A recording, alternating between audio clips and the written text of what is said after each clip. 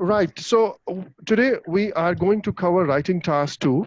I'm not sure if you already know the assessment criteria for writing test or not, but still I will just quickly go through this criteria so that before we jump onto actually writing task 2, we should be knowing that what or how our writing would be assessed. Okay. So there are 4 assessment criteria: task achievement, coherence and cohesion, lexical resource, and grammatical range and accuracy. Okay, if you already know about these things, please bear with me because many times my students, they say that they know about the criteria but they don't know the details. So I want to go into a little detail uh, about this criteria. So first criterion for assessing your writing task is task achievement. In simple words, uh, task achievement means how fully or how completely we have accomplished our task. Now, this has got 3 dimensions. The first dimension of completing your task is word count. That means 150 words, at least 150 words for task 1, and at least 250 words for task 2. Okay, this is first thing. Second thing, relevancy. It means all your points, all of your essay, all of your writing should be relevant to the topic. I will explain this part during our in the later part of our lecture. Then third thing is covering all the aspects of the task. This means that if you have been asked that, well, this is internet, okay, let me just create an example for you. You have to tell advantages and disadvantages of internet. Okay, give some examples of advantages or disadvantages of internet, and then give your own opinion. Now this task comprises of 4 aspects. First is advantages, second disadvantages, then you have to cover give some example as well, and then you have to give your opinion as well. So if you will miss any one of these, you are going to lose marks, number 1. Number 2, I have seen some students, what they do, they just write one advantage, and after that they start an example, and next maybe for 6 to 7 lines they keep explaining that example. So again, although you have covered the aspect but not in the appropriate detail, example should have been given less detail, and advantages and the disadvantages, they should have been given more time or more space or more words. Fine. So what does it mean? That you have to cover all the aspects of the task in appropriate detail. Is that clear? Yes. Okay. And in case if you have any questions, you can just stop me right there and you can shoot your question, right? Sure. Okay. And secondly, I will just suggest you guys, if you don't have these things with you already, you haven't seen these things, you can take a screenshot of these things, these slides, or you can just take a picture from your mobile phone for later use.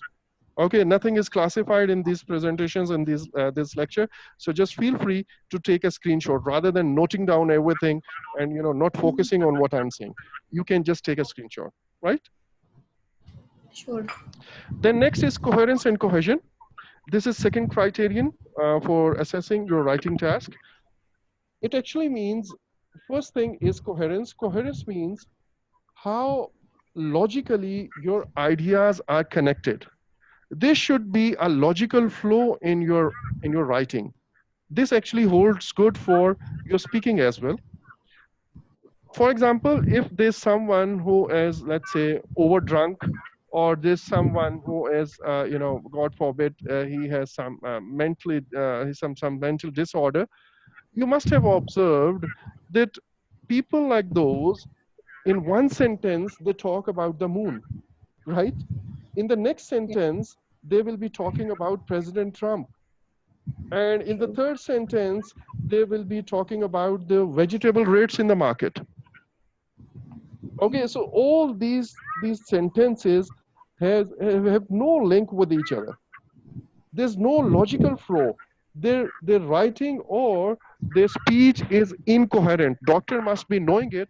Like in a psychiatry ward, if someone happens to go here, the first question, or the first observation that is the speech coherent or not? Okay, and for this, is your writing coherent or not?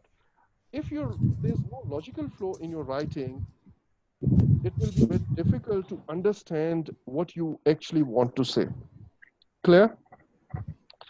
Then Yeah. I will obviously explain these points later on in the later part of this session. But for now, I just want you guys to keep these points in your mind broadly. Okay, roughly just keep these things in your mind, and then I'll explain these points through examples, maybe after 10 to 15 minutes from now. Okay, one more thing I really forgot to tell you. After 40 minutes, uh, actually, this free session, it terminates at its own. Okay, in Zoom meetings free version, there's a limitation that after 40 minutes, the session terminates at its own. So what you have to do, once it terminates, you just use the same ID to rejoin the session. Clear? Sure, sir. Okay. Then next thing is cohesion. Cohesion means your one sentence, or for that matter, your one idea, or your one paragraph should be connected with the next idea or next sentence or the next paragraph. Let me give you an example for this. In our early classes at school time, we used to write essays with numbers like one. Sadia or so and so is my best friend, right? Number one. Number two, we go to school together. Number three, we spend, we play together in the evening, and so on. These sentences, or she is a very truthful girl or lady, okay, and she is a good whatever citizen, let's say. Okay. Now these sentences are not connected with each other. We use some linking devices to connect one sentence or one idea with another. Now, let me give you an example. In our senior classes, we started writing essays in the form of paragraphs. And in that, we used to write something that uh, she's so and so as my best friend. We spend a lot of time together because, not this word because, is actually linking the previous part or previous sentence with the next. Now I'm saying we used to, or we can spend, or we spend a lot of time together because she lives near my house. Therefore, now therefore is linking this thing, right? Therefore, what we do, therefore, we go to school together, as well as, now as well as is also linking. We play in the evening together. Fine. So these linking devices actually make your speech or writing more comprehensive and easy to understand. Got it? So you can say that we achieve a logical flow through cohesion. Got it? Exactly. Okay. Then there's Got another it. way of achieving coherence, is that, or cohesion for that matter, that we organize our ideas, similar ideas, into one single paragraph. Now, just imagine there's a person who has written an essay or a paragraph, and in that paragraph, uh, she or he has written. I will use word she for this. All of you are ladies here, so please don't feel that I have some discrimination or gender discrimination. So just I'm just making the things easy. So if she has written one sentence about advantages, okay, then in next sentence, she has written a disadvantage, and then again a disadvantage, okay, and then again an advantage. Now she moves to the next paragraph, and in next paragraph, she again writes disadvantage, disadvantage, and then again advantage. Okay, I hope you can hear me, all of you. Yes, sir. Okay, fine. Now you see, this is just a mess that is created. These are two paragraphs, and both of these paragraphs contains both of the disadvantages and advantages. Now that is a wrong way of doing the things. Appropriate way is that first of all you discuss either the advantages or the disadvantage, one of these, and then in the next paragraph you discuss all the disadvantages of maybe advantages, whatever you want to. Is that clear? Clear. So jointly, these three things actually, establish your second assessment criteria, and that is coherence and cohesion, and it is generally shortly known as CC. So now let's move on to the third criterion, and that is lexical resource. Many people, they just have a misconception about this criterion. They just think that, well, if we don't know some heavy words, some difficult words, then it means we are weak at lexical resource. No, that is not the only thing which is checked in under this criterion. Okay, there are certain other points as well. For example, the first thing is using a wide range of vocabulary. It means, as an examiner, how can I assess that Ma'am Sadia, I'm sorry, my Ma'am Halima or Ma'am, I'm sorry, okay, or doctor, she has uh, a wide range of vocabulary. How can I come to know? I will just see that this person or this candidate is not repeating the same word again and again. Okay, for example, if there is an essay, we'll write this essay today in the last part of our today's lecture. If there is an essay, and the topic of the essay is, some people think that, or some people say that children should choose their own career, while others think that this choice should be made by parents and teachers. Okay, now some candidate, she is writing like, after every sentence, choosing a career, and then again, after a few lines, to choose a career, and then again after a few lines, maybe the choice of a career. Now you see what you are doing. You are using the same word again and again. So examiner would feel that, well, this lady doesn't have any other word to describe this concept.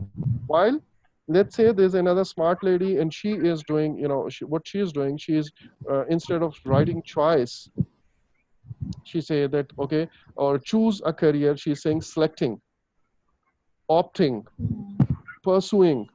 Okay, now she's using a variety of words to convey the same meaning. Similarly, for career, she is saying to a profession, maybe to a field, maybe an occupation or something. Okay, so don't repeat the same words again and again. Here I want to give you a complex example of this problem. Not complex, a different example. There are some words in the passage or in the topic which somehow you don't find any synonym for that. Like, if, let's say, if I'm writing an essay about advantages and disadvantages of internet, I'm sorry, I'm using this mouse to write these words, so please excuse me for my bad handwriting. Okay, just feel that Yes. it's internet. Okay, so now, if uh, I'm writing an essay on the topic of advantages and disadvantages of internet. So now, how I, there's as such, there's no synonym for the internet, right? So how to avoid Exactly. repetition of using this word? So sometimes I would say this virtual connection. Sometimes I would say the technology. Okay. Sometimes I would say this ease of connectivity. Sometimes I would say this world wide web or something. Okay, so these techniques, obviously I cover these techniques in my detailed course of 6 weeks.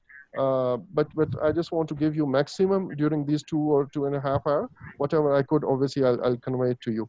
So now next is, I hope this is clear, using a wide range of vocabulary, and this is done by avoiding repetition. I hope this point is clear. Yes. Okay, then selecting correct words to convey the precise meaning. Now let's say after 40 minutes, our session would obviously get disconnected, right? And after that, Yes. you all will join. Now, once you'll join, at that time, let's say I ask you, shall we start? Shall we start? Okay, this is one sentence. Okay, let me type it here. Okay, leave it. Shall we start? This is one thing. There's another student or there's another person who is saying, shall we restart? Okay, so which one is appropriate? Which one is conveying the precise meaning? Start. Shall we Start. start? Or shall we restart? Uh, Okay, now I will tell you one more word for this. I'm sparing it for another purpose. Okay, let's say start means you are starting from zero, which is not our case. Restart means although you had already started, but at this point you got disconnected and now you want to go back and restart from the beginning. And the most appropriate word for this is let's resume. Resuming means you are going to start from the same point from where you left. So you need to choose a word that conveys a precise meaning. Clear? I hope this Yes. example is clarifying it. Okay. Then there's another point that is collocation. Collocation means in every language, there are some words that always come together. Okay. For example, if I say lie, an English word lie, okay. Now, we always use word to tell a lie. We don't say speak a lie generally. True. And then for truth, we say speak the truth. So, you know, we just say that, well, with lie, we always use tell, and with truth, we always use speak. So these two words will always be collocated. Similarly, there are another example. There's a word power, for that matter, power. Okay, and there's another word, a similar word or a synonym of this power is strong. Powerful. Let's make it powerful and strong. Apparently, these both have same meaning. Okay, but whenever we will use this, we are talking about a cup of coffee. I'm sorry, this is a cup, right? We are talking about a cup of coffee. We would say strong coffee or strong tea. We won't say powerful coffee or powerful tea, although powerful and strong are synonyms. But whenever we talk about computers, okay, now this is a computer, I'm sorry. Whenever we talk about computers, we don't say strong computers. We always say powerful computers. So this means collocation, right? We use some words always with other, or you can say these words are always collocated. Then next sub-criterion within lexical resource is the one which is known to everyone, and that is use of uncommon, difficult, or you can say heavy words. Okay, but again, there's a misconception about using heavy words. Using heavy words doesn't mean that you are using some words which has got maybe 18 letters in it, or you are using a word for which I have to open dictionary. It doesn't mean using uncommon or high level. Actually, sometimes what happens, we use very simple words, but we combine them in a way that it becomes a higher level vocabulary. Okay, let me show you. There's a word pray, P-R-E-Y. Like we say, the lion prayed at deers or something. Okay? In our native language, we call it shikar. Fine? Pray, Yes. shikar. Okay, and there's a word fall. Okay, now this is again a simple word. But if I write a sentence, I fell prey of the advertisement. I fell prey of the advertisement. I didn't require something, but I fell prey of the advertisement and I bought a new iPhone. That's it. So this is not a very difficult word. This is not a very difficult word, but we have used these words smartly like a native speaker. And this, the combination of these two words have become a higher level vocabulary. Okay. Exactly. Similarly, if there's a simple example, I based my decision on something. Based my decision on something.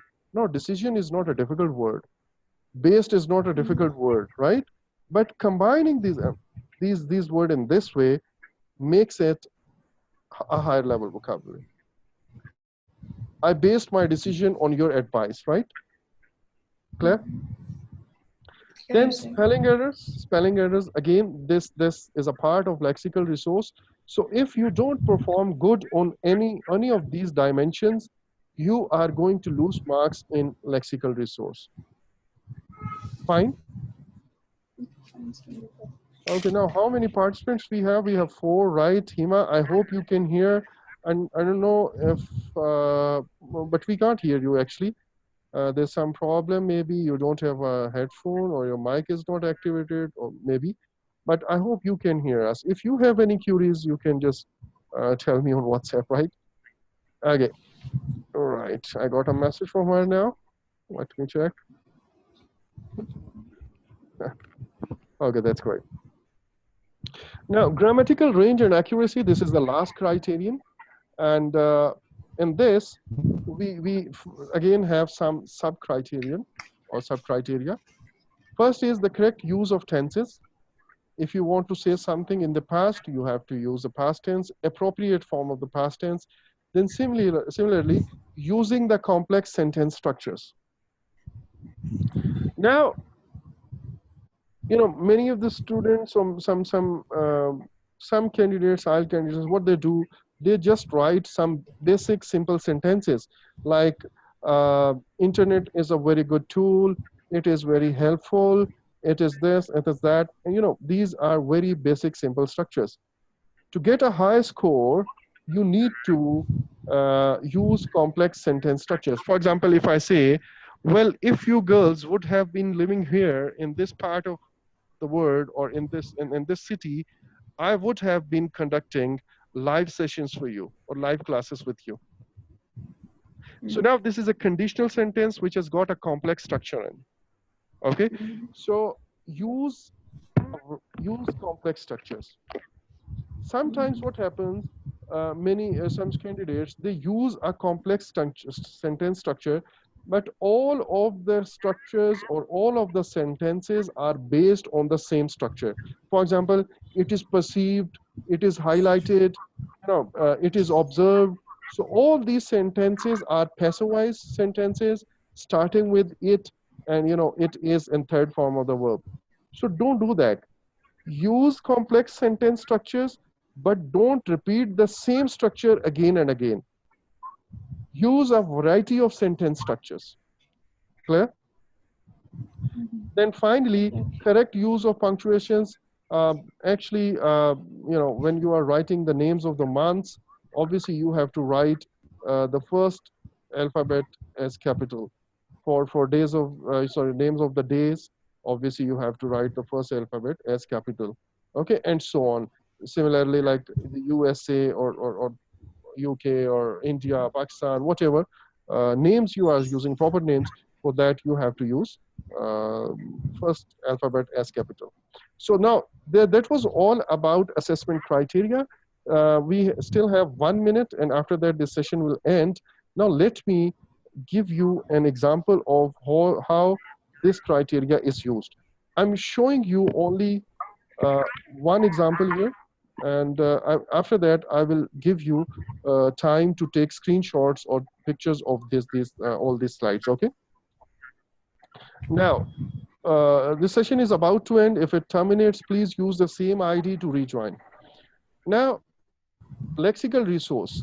Let's say I have checked your writing now, and I want to check how much score I should give you in this particular criterion, that is lexical resource.